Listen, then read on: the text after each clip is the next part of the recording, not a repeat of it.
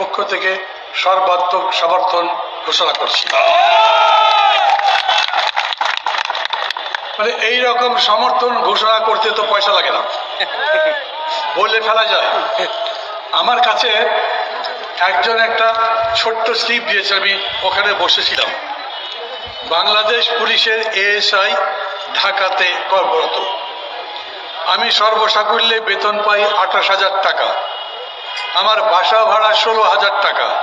বাকি 14,000 টাকা দিয়ে মা বাবা সন্তান সহ কিভাবে জীবনযাপন করি? সরকারের কাছে জবাব চাই। আচ্ছা, পুলিশরা যদি আন্দোলন করে, ওরা যদি কর্মবিরতি দেয়, চুরি ডাকাতি কিছু বাকি থাকবে না। এই পুলিশদের কথাও তো সরকার শুনছে না। বলা হচ্ছিল বৈষম্য বিরোধী আন্দোলন, এখনো বলে।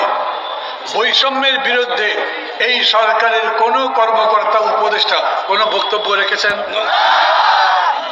যে বক্তব্য রাখেন তো খুবই কম। ডক্টর ইউনূস কথাই বলেন কম। মাঝে মাঝে যে কথা বলেন, প্রথম খুব মিষ্টি লাগে, পরে কথা যখন মেপে ভাগ করে বুঝতে চেষ্টা করেন, তখন দেখেন কথার ভেতরে মধু নাই।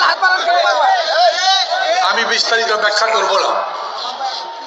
এখন পর্যন্ত আপনাদের এই দাবি নিয়ে সরকারের কানে কোনো বাতাস গেছে বলে আমার মনে হয় না। তো আগে বাতাস দেন, তবে তো ঝড় হবে, তারপরে তো আন্দোলন হবে।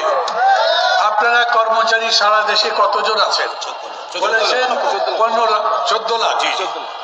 কতজন আছেন এখানে? 1 লাখ 2 লাখ লোক জমা হন, সেইখানে নিজেদের দাবির কথা বলেন, এবং তখন দেখবেন অনেকের দাবি সরকার মেনে নিয়েছেন একভাবে, তখন আপনাদের কথাও শুনবে। আপনারা যেরকম করে বলছেন সব অচল করে দেবেন, অচল করে দিলে কার ক্ষতি?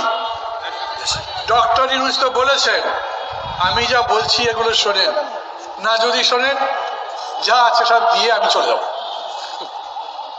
তো আপনারা যখন দাবি তুলবেন, উনি যদি বলেন আমি দিতে পারবো না, আমি গেলাম, তখন কি করবেন?